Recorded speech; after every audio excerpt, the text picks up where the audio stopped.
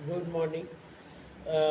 काल मी व्हिडिओ टाकला होता की त्याच्यामध्ये म्हणलं होतं की मी 1 जानेवारीला यूट्यूब चॅनल चालू करणार आहे आणि मला त्याचं कंटेंट सापडलेलं नाही, म्हणजे काय टाकावं असं.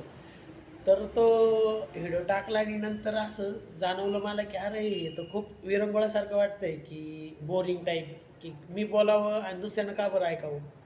एक लाईक असं वाटलं की यार मी बोलणं आणि दुसरं कशामुळं का बरं ऐकत आहे, असं कंटेंट नाही काही नाही. तर बघू. सध्या फक्त व्हिडिओ टाकण्याचा एक मानस आहे की व्हिडिओ टाकत जायचे, कारण प्रत्येक व्हिडिओमध्ये इम्प्रूव्हमेंट होत असते.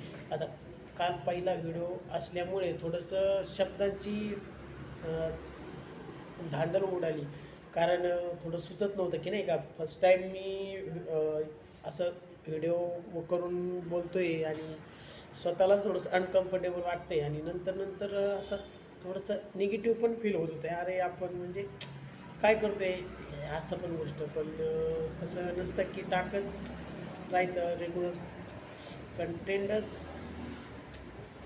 कंटेंट पाहावं लागेल लवकर. मला वाटते दैनंदिनच्या ज्या घडामोडी तो त्या सांगावं लागेल.